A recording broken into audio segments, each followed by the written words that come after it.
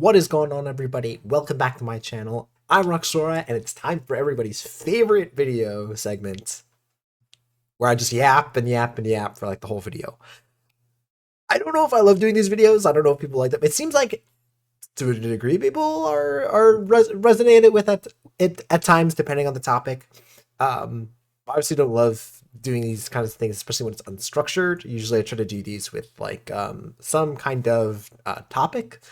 In this video, it's kind of a loose topic. We're going to be talking about kind of the meta, given that such the current state of the meta, kind of like where we are currently, and looking at where we're going. Because we have kind of the end of the Fabled metagame. Set champs are kind of wrapping down. I did get my Maleficent. I was only able to do one set champs. I've been very, very busy. We actually have 3 weddings this month of October. So I guess, sorry, not set champs wrapping down, just more of I did the one that I was able to do and probably won't be able to go to anymore because I think they're still going on. But I wanted to talk about the meta because I haven't really talked about the meta currently. And then also talk about kind of where we're going in terms of Whispers in the Well, and also some things in terms of design that I see, again, as a game designer, wanting to kind of make some comments. Again, it's going to start off sound off pretty negative with the meta stuff, but I promise you it's going to get more positive because I actually do kind of like where we're going. And I'll kind of talk about that when we get to it. Before we get started, make sure to like, comment, subscribe if you do end up enjoying this video.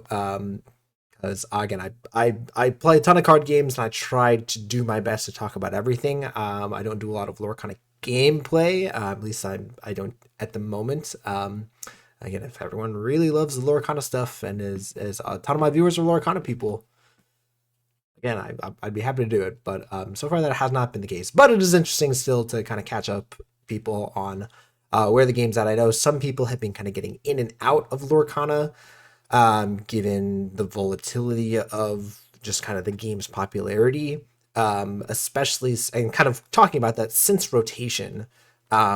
I have noticed a little bit of the game struggling a little bit, which is a shame because, again, all this comes from I love the game. I want the game to do well. And yeah. So, yeah, just my locals, we used to have something like 20 people or something like that on a random Tuesday, for a free event, minimal pricing. And yeah, now we're barely getting like 5 or 6 people. And, the set champs where I got this at, it was 20 people, which is fine for a set champs, but I've been to ones where there's more, and every single person at this event, except for like maybe a couple, were like the hardcore competitive players, not your kind of everyday Lorcana players or kind of your more casual people. And again, it is a competitive event, but that's a sign that, again, the casual player base, or kind of just like your everyday Lorcana player, is a little bit, I don't want to say just disenfranchised, but just more of a little bit on the outs with the game at the moment. And that's just, again, that's more of just my personal opinion or kind of perception of where things are at. Again, if people have a different perception of the game, let me know, but that's been my perception. But let's talk about the meta and kind of why that might be, right? So for one thing, again, that might just be rotation, and again, people kind of lost out on some cards. Kind of the issue with Fabled as a set, again, as I mentioned when I did kind of like the Fabled set review, is that there's only 33 new cards, so everyone kind of lost all these awesome cards that they love. And again, we kind of needed the meta shift, or kind of needed some kind of thing to break the staleness of the game, shake things up, and that was great. However, you kind of do this thing where you nuke a whole bunch of cards in the game, and you don't add much, right? Usually, you think of, a new set comes out and there's all these brand new cards. There's only 33 new cards, only a certain number of which are playable, and in this case, we'll talk about that. Even then, do people really resonate with them, right? Right? One of the things that I'll kind of say up front was that one of the main selling points of the Fabled set was the power line, or the Goofy movie cards. And I'll say right now, most of those cards, in fact, like 99% of those cards, there's like 1 or 2 that are seeing play. The power line card is not seeing play at all. So yeah, that's kind of one of the my explanations for why um for the downtick in kind of what I perceive as player enthusiasm. Um, and again, people are still kind of realizing kind of or exploring what they enjoy in the game again, and kind of new people getting into the game as well. Um, Again, I think that this was just a unique thing of the Fabled set, which was again a majority reprint set. Um, maybe in the future, Ravensburger learns that doing this a big reprint set right after a huge rotation like this might not be the most exciting thing. So um, yeah, it's weird given that the collectability of the set is very good. It's just more of the so it's sold really well. Like I have not been able to find Fable packs anywhere. There's all the epics and iconics and things like that, which are really great. The kind of impact of the set in terms of the state of the game is really only one card, which will kind of be another one of my criticisms. So now let's look at the meta, right? So that's kind of my assessment of the set and the game overall. Let's take a look at the resulting meta. Um, right, so this is Fabled meta game. This is all time, right? So again, this is kind of factoring things in from the beginning. And again, this is just ink decks, and this is not the end all be all. It kind of is. Again, they do a very good job. Let's take a look at just an example. I don't really have. I could see if there's the level. There we go. Let's see if it'll give me.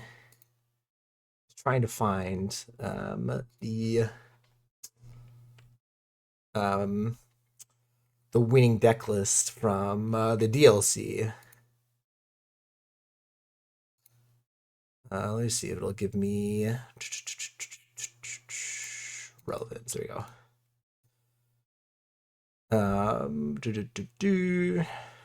Do we have the DLC? Oh, there we go. It should be. Oh, let me look at rank.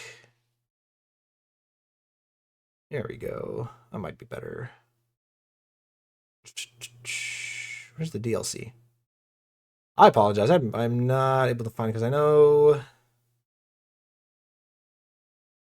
Oh, there we go. All right, so this is the winning deck from the DLC that surprised absolutely nobody, which was Blurple, which as you saw currently has what did it say? Sorry, hold on. Doing great job, doing great job. Expert content creator, which currently holds about 28% of the metagame. Oh, sorry, I wanted to do this by color. Because again, that's sorry, 29%. I don't know how, again, it's because sometimes ink decks is weird where they don't classify certain decks together. So if you looked at like that Amethyst Steel, there was like two versions. For this experiment or for this kind of discussion, I'm gonna just go by color pairings because most of the time the color pairings and the successful color pairings or decks usually end up being certain color pairings. There's one Blurple deck, there's one Amethyst Steel deck, there's one Amber Steel deck. There really is not multiple different kinds of these decks. Again, there's slightly different builds of like Emerald Sapphire and Amber Emerald even, and even Sapphire Steel. But in general, like when we think about these decks, there's one deck in terms of the color pairing. So this is Blurple, which has a 28% of take of the meta share, which means that a little bit under a third of the decks that you play against is going to be Blurple if you kind of consider, again, about 33% to be a third, right? So a little bit under that is 28%. And yeah, this, if you look at this deck, what is the new things that this deck got from Fabled?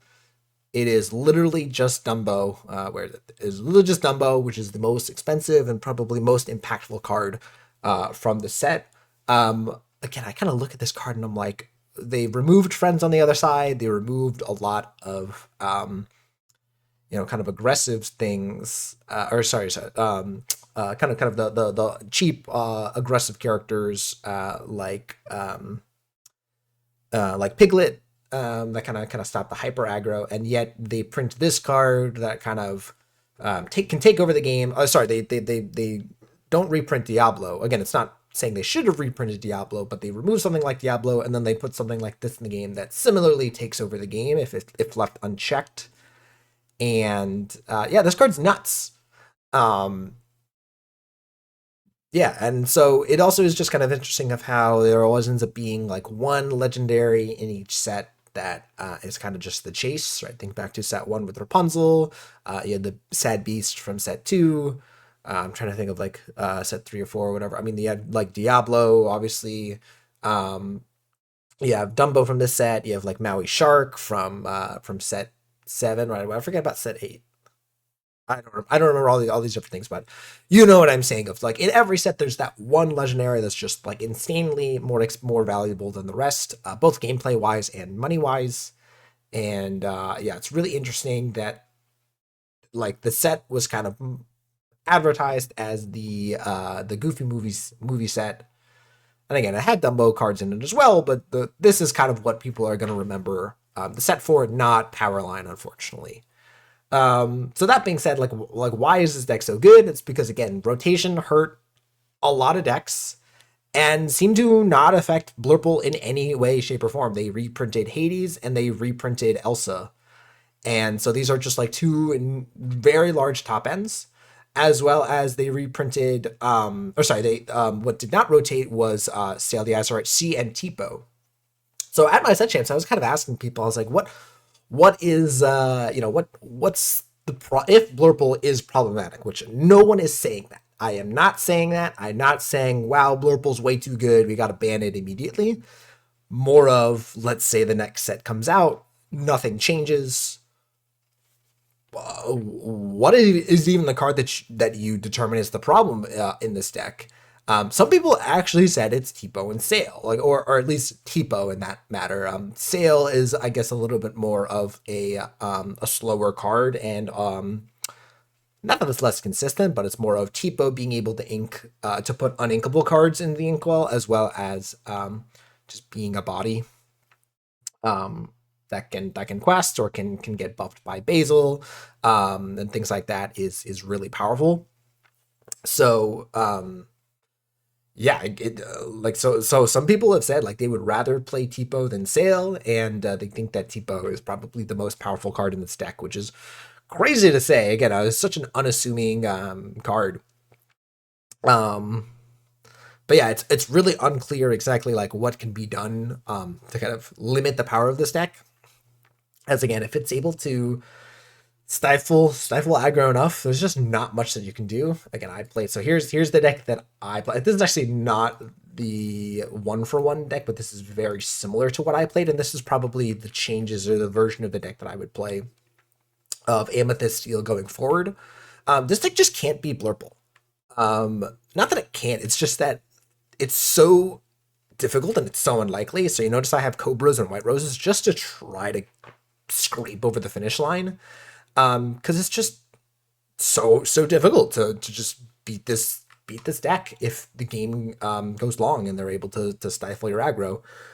Really, the only kind of way to kind of really beat this deck is to go wide, as we talked about. There's no board wipe outside of blue-green, and using their Under the Sea, that Blurple can just kind of slowly build up a board and not have to worry about it. And again, aside from Amber Steel, there's not a lot of decks that are really able to go wide enough to kind of really put Blurple to the test. So yeah, so Blurple has remained a sole competitor of the metagame for the longest time, right? It started off as, even before, again, the set was out, people were kind of hypothesizing and saying that this deck was going to be really good, and it has continued to be the best deck. Amethyst Steel, right, again, is still good. As you can see, sorry, here's just show my list. My list is like pretty standard. Interesting that the Tiny Adversary has made its debut. This deck running a lot of cards like Genie and Happy and Jafar that work with Dumbo. It's so actually nice, refreshing to see Yzma be a relevant card. This is a card that I was like, man, this card's kind of good. It's just a shame that like Rabbit and like some of the other cards were just kind of outclassing it for a while. So this card getting its time in the spotlight is super cool. Like again, that's the good aspect of rotation, is that this card was good and probably should have been good for a while. It's just more of it didn't get a chance to in the context of the meta. And once kind of we needed to kind of scrap for card draw here and there, we were able to say, hey, this card is good, and play it. So that's awesome. Amber Steel, of course, was another contender that was just very, very strong. Oh, interesting. This deck not even playing. Sorry, let's find the decks with. Oh, sorry, I missed the Tianas. I'm sure the other deck probably had Tianas. I just missed them. They were just lower. All right, so the big new inclusion in this. Oh, sorry, I missed. There's, if you notice, this deck as well. The only new card is Dumbo. The only new card. Similarly, this deck I think also only has one new card. Sure does, and again, that's two new cards. Sorry about Aurora. That's not like saying like again that there's a terrible set because there were no new cards shown. That's not what I'm saying. Again, it's just more of when you the fact that this deck has 2 new cards in it is impressive, given that there's really only 33 new cards printed. Right, so I'm trying to explain like why again the kind of shift and kind of the way things happened, given that there was not a lot of new cards being introduced into the game. So here, kind of a similar story where Tiana, Restaurant Owner, was a card that has existed since Deck 6 and just really never got a chance to do its thing. Now, because of the absence of Brawl and really any Ruby deck, which we'll talk about, Tiana is kind of able to exist safely. And so since the kind of reduction of good removal options in terms of viable decks, right, this card has become a powerhouse, being a card that's very difficult to deal with in certain scenarios. In terms of new cards, we have Nala, Dauntless Lioness, which is kind of replacing Piglet, right? It's a 3-quester that you're playing on 2 and can kind of survive for a decent amount of time. The resist 1 on it is kind of crazy. Yeah, just very good. Aurora here, not the most insane card, but good enough to again turbo out the Tiana, as well as can sometimes play out this Mulan, but mostly is here to play the Tiana. And you might ask, like, why would you want to play Tiana on turn 2, or kind of why would you want to accelerate it out if you're if all you're gonna have is an Aurora and a Tiana, excuse me. Right, that was kind of the question.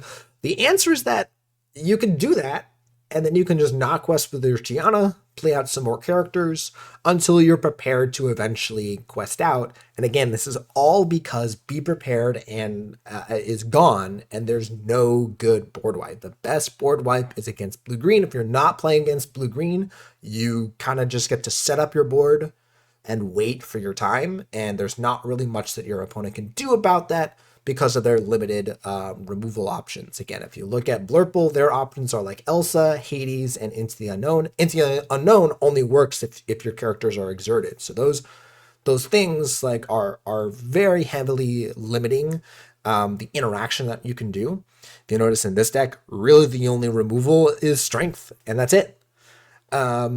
So you can already see kind of how in the mirror, even like these decks can just kind of sit there and just play out characters. And that's kind of what I wanted to talk about was, I'm going to complain about the meta here. The meta dynamics to me is not as important as the actual gameplay. The actual gameplay of this meta is pretty poor in that, again, there's a lot of playing a character and passing and doing absolutely nothing else, and just kind of waiting to find the important cards that kind of break the board stall. So again, in the Amethyst steel deck, right, you're just kind of waiting for your fire cannons and your strengths, and the moment you can, or even your Calhouns, I guess, or your evasive characters, and the moment you do that, you just say, or even, sorry, even Elsa's, you're just gonna playing a character, right? So you go, you play your hook, they play, something, and you're like, all right, cool, no one's exerting their characters. Here's my Calhoun. They're still not exerting their characters. All right, here's a White Rose. They're still not exerting their characters. Unless I have a strength, or unless I, eventually play like a genie or something like that, no one is questing. No one is questing. No one is challenging. No one's exerting. No one's doing nothing. That's really boring. You just are essentially waiting for your Elsas, right? You eventually draw your Elsas. You're like, sweet, I drew my Elsa, exert your character, start challenging, you challenge back, and then the game can start. There's just been so many games where I've just been really, really infuriated by the, again, poor. I'm going to use the word poor. I don't want to use boring because, again, it's still the game. The game is the game. It's just very slow, very non-rewarding in terms of, there's no interesting decisions being made there, right? What's the decision? Everyone is making the decision, the correct decision, very easily to not exert their characters, not let their characters die, and just kind of waiting for, to draw the important cards. So yeah. And that is, by the way, so, again, for kind of people thinking about this, these two decks, not even counting, this deck, that's half the meta, right? Just Blurple and Amethyst Steel, that's half the meta. That's crazy. Right? So we talk about Amber Steel, we talk about Emerald Sapphire as well, which again is kind of the only control deck in this game where, again, you're trying to use Heads Held High plus Under the Sea as a improvised version of Be Prepared. And this deck is a little bit weird. I don't know if I would look at this as a de facto example of an Emerald Sapphire deck, but that is essentially the focus of the deck. They use the Clarabelle as their card draw and all that stuff, and that's cool. It's great to see that there's still a control deck that is viable. Again, you don't really count Blurple as a control deck. Yeah, there's a little bit of some counterplay with Emerald Amber, which did very well at the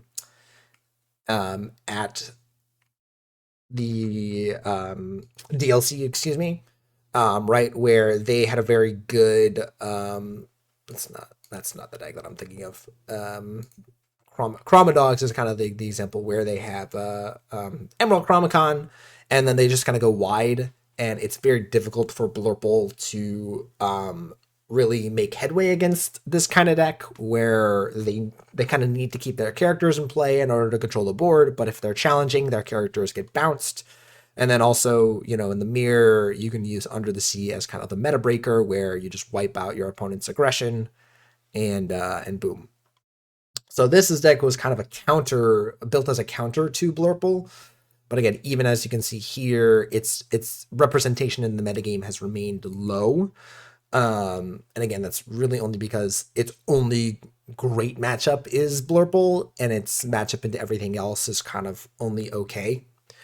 At least from my assessments. Again, I have not played these matchups to a crazy degree, but that seems to be the case, because otherwise, if it was decent into everything else, the other thing is also is very poor matchup into Amethyst Steel, I believe. Because all their characters are not great against Calhoun and some of the more challenge-focused characters of the Amethyst Steel deck. So, sorry, I'm looking at my time. I'm trying not to take up too much time. All of this to say that it's not to say that there is no diversity. There are a smattering of decks here at above the 5%. Sapphire Steel actually won my set champs that I attended. So, like, Sapphire Steel is absolutely a real deck. I did also see one of my friends who was playing a Ruby Amethyst deck. But let's take a look at everything else. Amber Amethyst, Ruby Sapphire, Amber Ruby, Emerald Ruby, Amber Sapphire all have 0 0%. Again, there are some decks here. There's 30 decks registered in the however many months that Fabled has been out. Oh my god.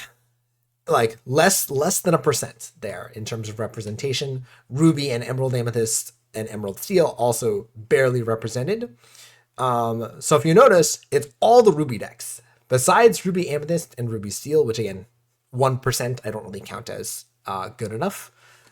There is no representation of Ruby anywhere in this meta, and that's problematic. And that kind of lets you know that something weird happened here. And again, most of it is because the power level of cards in these kind of later sets compared to the Ruby cards from earlier sets is just crazy. You kind of compare Bee King Undisputed to something like Dragonfire, and it's just kind of like, wait, what? Or even like Lady Tremaine, right? Remember Lady Tremaine from set 2?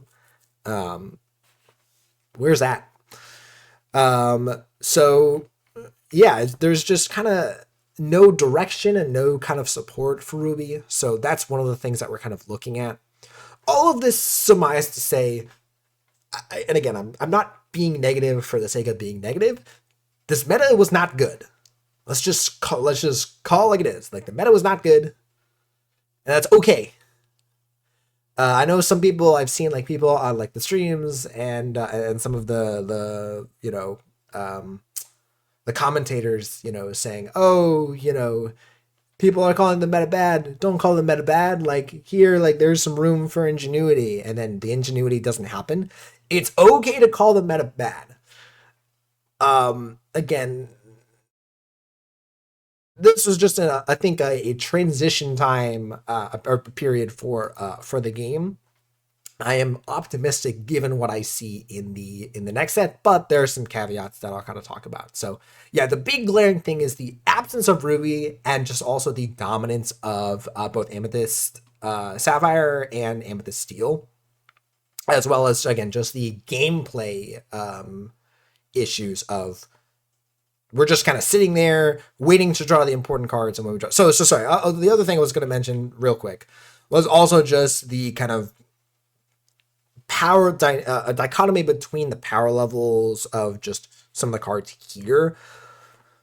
It's okay for cards to be better than others. No one is arguing that, or no one here is arguing that. The issue is that when the difference is so glaring, and that the matchups or the gameplay becomes kind of warped a little bit. So in this case with Amethyst Steel, the deck is just Strength of a Raging Fire deck, right, where you just are forced to run a certain number of 3 and 4 cost cards so that you can sing Strength adequately. And that's kind of all you're hoping to do. So the Amethyst Steel mirror is very boring, as your most powerful cards are Dock and Strength, and the gameplay just kind of became who drew those cards, who drew them the most. There's the saying Dock War, right, where it's just each person is emptying out their hand, playing Dock, and hoping to draw into more Docks, and just whoever does that is either instantly wins or is heavily advantaged in the game. And that's been my perception as well. And that's not good. That's, obviously, like, Dock is a powerful card. No one is calling for Dock to get banned. It's just more of the gameplay being like that, and just kind of no way to kind of break parity on that is problematic, in my opinion. So that's just kind of where I'm leaving it in terms of the meta discussion. But what I did want to get to now was talking about kind of where we're going in terms of the new set, which is Whispers in the Well. We've already seen spoilers now. This usually is par for the course when set champs are finishing up. They usually start doing that just before the set releases. So this set, they introduce a whole bunch of new movie franchises. You get the Black Cauldron as well as Gargoyles, which is very exciting. But more importantly, there's all sorts of new mechanics that I see, and changes in design that I am excited for, um, which I think will be healthy for the game. So, sorry, I'm using a smattering of different websites here. We have Lorcana Player, which has, I think, a little bit more um, cards shown, but I do love Dreamborn in terms of their ability to just kind of look at stuff. So I'm not going to go over every single card here. Again, I do still plan on doing my set review. But I just wanted to kind of talk about some mechanics that I see here, as well as just kind of what the set's going on overall, and also talk about some cards. So so I was gonna bring up the boost mechanic here. So the boost mechanic is really interesting. So boost, these are these whispers. Oh my god, there's whispers in the well, and whispers are here. Oh my god, yeah, I don't know. Insert some funny joke there. Whispers are essentially like incomplete glimmers, and so they might look weaker, but then they have this boost mechanic that if you boost them, they get improved. And that's kind of the story and kind of flavor aspect. And then there's the card aspect where, again, when you see the whisper classification here, all the whispers have this boost mechanic, and it says, boost 1. So in this case, you can pay 1 once per turn to put the top card of your deck face down under this card. And then you have this that says, once during your turn, whenever you play a song, if there's a card under this character, you may draw a card. So this is a really good mechanic for a couple of different reasons. They actually use this mechanic in a variety of different ways. I don't love the putting of the top card. I wish there was just kind of a way of delineating that the card has been boosted.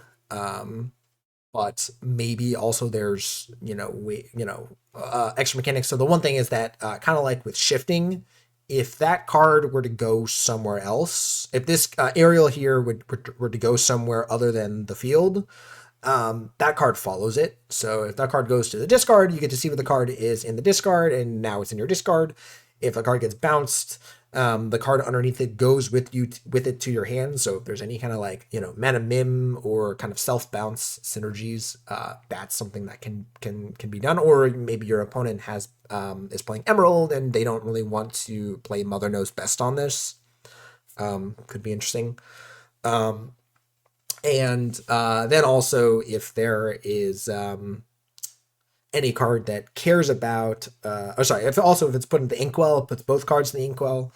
But then also there's some cards from previous sets that care about cards being underneath. So there's the Hero Hamada from, I think, the last set of the set before, from set 8, I believe it is, that gives characters benefits if they have cards underneath them.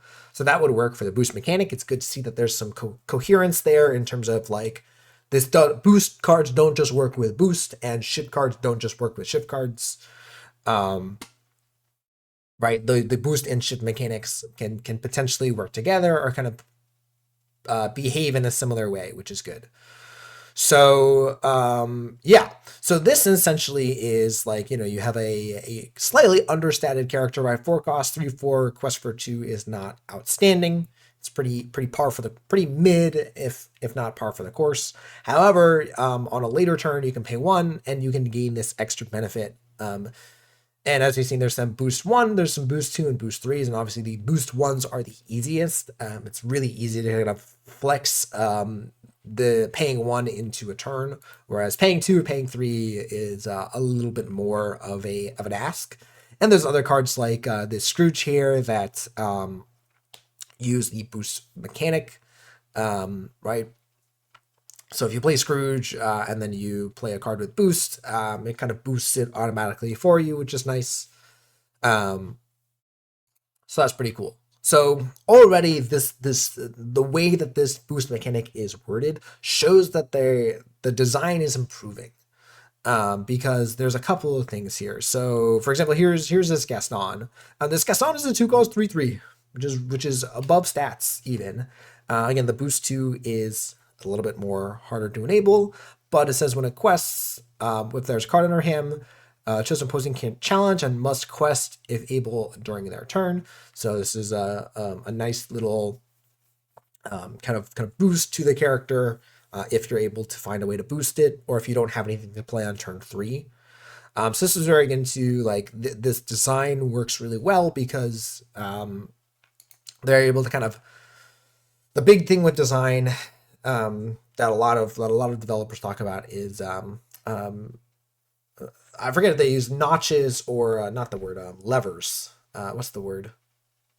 I don't remember the word, but essentially notches or levers. It might be the word to use, as the boost mechanic has a lot of things in it that you can adjust. So, just kind of look at a normal character.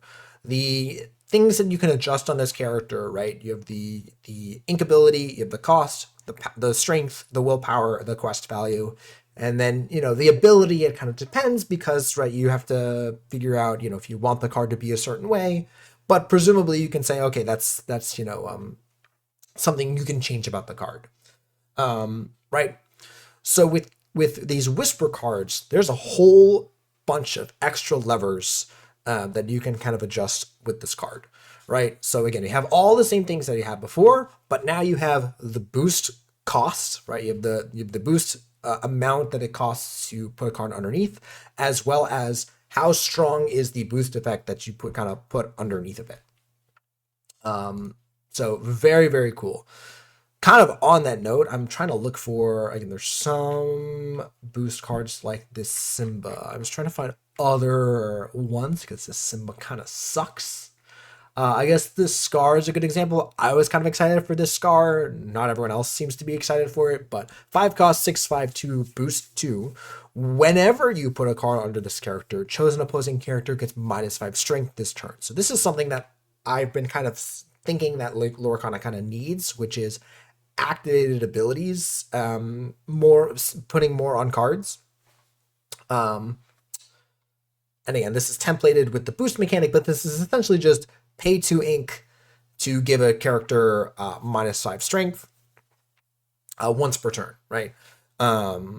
And yeah, so that's a great thing to do with this card. It kind of gives this card some extra utility, right? Obviously just being a decently statted character, but also can if you have extra ink available, this card value just goes up. So kind of going back to the Simba card here, the Simba, you can pay 3, you put a card underneath of it, and you reveal the top card. You kind of do the Mufasa effect. You reveal the top card if it's a character, you get to play it for free, comes in exerted, otherwise it goes on the bottom. So this is essentially just a big threat in the late game with this getting to activate this every turn. And yeah, that is a potentially a really good way to kind of give characters give players, something to do in the late game, right? Where they have no cards in hand, instead of just freely saying, hey, draw a bunch of cards with something like Doc, kind of going back to my point about Doc before, make them pay some kind of resource into this card and then let them get the benefit of it. If you kind of think back of Pongo, right, which is still in the meta, or still in core constructed. Pongo was kind of the initial design of that, where you pay 2 and you get to draw some cards. So yeah. So I really like the difference. You see the difference of the boost mechanic, where sometimes it is an extra effect, other times it is a triggered effect or kind of an activated ability that gets you extra things. And again, sometimes you are kind of focusing, the card is really bad if you don't use the boost, whereas sometimes the boost is more of a side effect, where this can just be 2 cost 3/3 most of the time. And in the event that you have extra ink available, you can use the boost on this and upgrade it slightly. Or again, maybe you find ways to put cards underneath of this without playing the boost cost. Right? There's all these sorts of things that I think is really, really cool. Yeah. So that was just really quickly what I want to talk about with the with the whispers, I also wanted to talk about the gargoyles as one of the other things that I have been a critic of is the way that they release support for certain archetypes, both in constructed as well as draft. So these gargoyles are, again, you have a new classification, as well as they all have a very synergistic theme about them. So the thing about gargoyles is, I guess, that they are stone by day, right? They only come out at night, and there is a mechanic that kind of ties that to the gargoyles. So this is Goliath, 4 cost, inkable 5/5/1. Has an ability that says whenever your gargoyles challenges, you gain 1 lore. So very good Ruby mechanic of just challenging and giving you points. But then it also says if you have 3 or more cards in your hand, this character can't ready, period. Doesn't say can't ready at the start of your turn, it says can't ready, period. So if you play a card that says like, ready chosen character, doesn't work. So that's really interesting in that, if you examine this card, it's a little bit overstated, right? 4 cost 5/5 is nice, right? Think about something like Scrooge McDuck. That was, a rare card. So it's slightly overstated, but you have this downside of, if you play this and you challenge or request with it, you might not be able to ready it for a certain amount of time, especially if you have a lot of cards in your hand. You have to sort of get down to 2 cards in order to ready this card. So, yeah, I think that is really good design. If you look at all the other gargoyles, let me see, I was trying to find, there's some other gargoyles here in the set. Let me see if this will just let me filter for gargoyles. No, looks like no. That's all right. But there's plenty of gargoyles here. So you have like this like Bronx, which has the same Stone by Day text, literally the exact same. You have this Broadway. Yeah, wait, I was going to show Broadway. And there you go. Broadway is sturdy and strong. 5 cost, 4/6/2 bodyguard. That is a great stat line. It's kind of interesting that this can come and exerted and then might not be able to ready ever. But yeah, these are like, as you can see, slightly overstated. But they all have this Stone by Day mechanic. That is really cool, really interesting that, again, they have picked out, both flavor-wise and just gameplay-wise, it creates an interesting dichotomy of, okay, this is a gargoyle, here's the limitations of the gargoyles, but gameplay-wise, right, it's an overstated card. They let them make the cards a little bit more powerful if the players jump through a little bit of hoops, as opposed to some of the cards that we've seen previously where the threshold or whatever, the cost of enabling the card is fairly low. So you think about cards like Yzma and Doc, they just say empty your hand and boom, you get to draw a bunch of cards.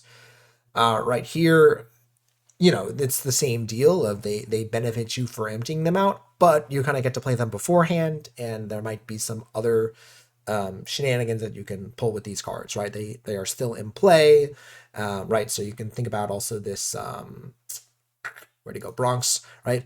Bronx is a 3 cost 6/4. However, it doesn't ready again with the Stone by Day mechanic. So if there's anything that benefits you for having a strong character in play, you can still use this character, right? And yeah, and so that gives kind of players a little bit more creativity to do, to use these cards. So yeah. However, I do want to bring up this Demona card, because this card is absolutely nuts. A lot of people looking at this card, and again, it is a legendary. So first of all, when you play this character, exert all opposing characters. That's just immediately just a very strong line of text. This is again going to be another one of those cards that in certain matchups, you're just waiting to draw this card to kind of break the board stall and do a bunch of stuff. But it also says that each player with fewer than 3 cards in their hand draws until they have 3. So if both of you are empty-handed, you both draw until you have 3 cards. If your opponent's got a bunch of cards and you don't, you draw a bunch of cards. If you have a bunch of cards and your opponent has no cards, they get to draw a bunch of cards, which is obviously not great. And then, of course, it has the Stone by Day mechanic. So this is a very interesting card in that you kind of want to be the aggressor. You want to be emptying out your hand, playing this as soon as possible. using the characters you have on board to counter whatever your opponent has in play, and then hopefully win the game from there. Yeah, very interesting card, and it also is kind of interesting that it is flavor wise, right? It's the gargoyle villain, right? So it hurts your opponent if they empty out their hand, are hoping to play all their gargoyle cards, and you say nope. They're exerted now, and you have 3 cards in hand, so they're frozen. They're turned to stone. So very interesting flavor wise. It's interesting to see again some of the flavor and some of the mechanics that they're choosing to put out into the atmosphere here. But yeah, this card again, just they keep giving Amethyst card draw, and I don't really see the same thing happening for the other characters. Again, there's some card draw that we see here and there. Again, I haven't seen the whole set, so again, I don't want to be too negative, but yeah, a card like this just after Dumbo is really weird. Speaking of just after Dumbo, I did want to look for the cards with alert, because I wanted to comment on that, because I know some people were not confused, but more of just kind of intrigued by that. Where is my Lorcana player tab? There we go. There's like no cards that I'm seeing here with alert, and I know they're there. They exist, I promise. They're real. Where are the cards with alert? Maybe they're not here. Yeah, I'm not seeing them. That's strange. Alert, alert, alert. Anything? Nope. All right, cool. Alert is essentially a new keyword that just means your characters with alert can challenge evasive characters. That's all it means. So it's a very simple keyword, but a lot of people are like, wait a second, this was just, oh, here it is. Chosen character gains alert and challenger +2. They can challenge as if they had evasive, is the exact text of alert. So a lot of people saw this, and I immediately said, oh, okay, they are essentially clarifying the mechanics of, right? So before you had a card like Jafar that says during your turn, this character gains evasive. So this is kind of a fixed version of that mechanic. Again, before it wasn't really a mechanic, but now it is a supported keyword, or a defined keyword, I should say. And the question is why, right? A lot of people are saying, like, why did they do this? Did they do this after Dumbo, right? Because they saw Dumbo. If you notice, Dumbo cares about evasive characters. And so during your turn, Jafar would have evasive, and you can use Dumbo's effect. Whether that was intended or not, or whether they kind of realized that, some people were guessing like, oh, they're doing this in response to Dumbo so that they can nerf Dumbo. Dumbo's already strong enough. Like, Dumbo is already good enough with all the evasives, and all the characters that naturally have evasive or can be given evasive. The reason for this, my perception, is just clarity, right? So if you look back at Jafar, a newer player might look at this card and read this and not understand, where it's like, during your turn, this character has evasive. It's like, why would I care about that? And again, even though they have the reminder text here, right?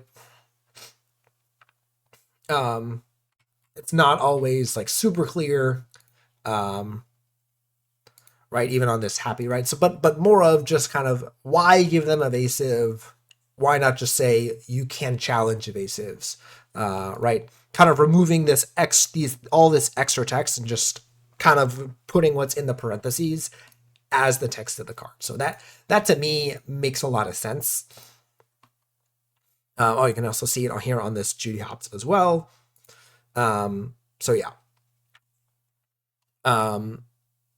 So both the gargoyles, right? There seems to be a good coherence of design. Which is kind of want to talk about also in terms of if you follow any other Lorcana creators, there's the Podcana people, right? Moyen, one of the guys on there, is now leaving the podcast to work for Ravensburger as a designer and some other things like that. That's really good. So if you know anything about Magic, Magic is famous for having hired a lot of professional players off of the Pro Tour. Literally just, you're at the Pro Tour, you say, hey, you want to work for Wizards? great, come and make magic cards. Moyne is essentially going to be doing essentially the same thing. I don't know exactly the full details, obviously, but that's essentially like what the kind of appearance seems to be, and that's really good. So that with kind of this new kind of appearance of intentional design is giving me a lot of hope. Right, the gargoyles have a coherent design. This can be like kind of the archetype that you do in draft as well. So kind of going back to like, again, they kind of don't seem to be releasing support to support certain archetypes very well, and also the same like both in draft and constructed. Gargoyles is a good example of them improving upon that. Is this perfect? Is this going to be great? Do I know that? No, I haven't played the set. I haven't played the cards yet. And again, we don't know the rest of the set. There could be nothing else, and then I could kind of take back that statement. But as of right now, it looks really good that they are improving design. They are hiring experienced players who are likely going to be good developers. So yeah, I mean, I just think that's great. Sorry, I was going to show off some more cards, but I think kind of getting to a certain length of the video that I don't want to go too much in here for. But that's just kind of what I wanted to talk about, where I know some people can be feeling kind of pessimistic given the state of the meta here. There is definitely improvements that I want to be made. So yeah, and also, sorry, on that, I missed talking about two important reprints, Mickey Mouse Detective as well as Dragonfire. Both of these cards are welcome includes. Mickey Mouse is going to curve really well with the Brave Little Prince. I think that card has already gone up in value. Get yours now. Do I think that's going to be insane immediately? I don't know, but like that's a really good example of them kind of seeing some of the holes in their design. Dragonfire as well with some new nice art here. Right, this is another example of like a why wasn't this card shown more. Notably, this is also at common, so this is another great thing. Also, of the draft might be another good thing for draft that there's more removal available at the lower rarities, so that the draft dynamic can be improved upon. So again, all of these things, even though to me, to some people, this can look like a mistake, right? Hey, they didn't reprint this card, and they didn't reprint this card in Fabled. Now they're reprinting this, they look stupid. I do kind of agree with that for Dragonfire, but again, the lower rarity also makes it better for me, where they're not just reprinting it to reprint it, they're reprinting it at common for the draft experience, potentially, hopefully. So yeah, all of these things make me hopeful. Again, calling the current meta bad is not a condemnation of the game and its future. It's just more of saying, right now the game seems to be struggling in certain aspects. Again, gameplay and meta diversity, as well as just like new designs. Whispers of the Well is hopefully going to be an improvement upon that, right? Both in terms of, again, the draft experience, the archetype support, and just putting new cards into the game that people are excited by. Even though, again, I've mentioned like Demona, but again, if people love gargoyles, which again, I apologize, I've never seen the movie. There's also the Black Cauldron, whatever that is. The here, cool card, interesting idea. Haven't seen the movie, but I have a friend who's like really excited about the Black Cauldron. I don't know anything about it. It's if this enthralls people and excites people into playing the game, fantastic, right? Awesome. Of note, right, there's also new franchises coming in the future, right? They talked about Toy Story as well as Turning Red, and there's some other like Pixar stuff in the future potentially. All that stuff is nothing but great. So again, I think saying, hey, the game is currently lacking shouldn't be a controversial statement, hopefully. Again, not condemning the game to failure, it's just acknowledging the reality. And again, hopefully that people understand that comes from a sense of, I want the game to concede, or to succeed, not concede. I want the game to succeed. Whoops. And here are some issues, and it looks like at the moment the new set is going to improve upon some of those things, and hopefully that's the case. So again, I hope people enjoyed my ramblings. Again, I don't really love doing this for an hour. Oh my god, it really has been an hour. Um, but hopefully this is of value to people, and if you're on the outskirts, hopefully this encourages you to kind of maybe take a look and re-examine and consider coming back into the game. If that is the case, then I have succeeded in my goal. If you were just here to look for some interesting discussions on where the game is at, also great.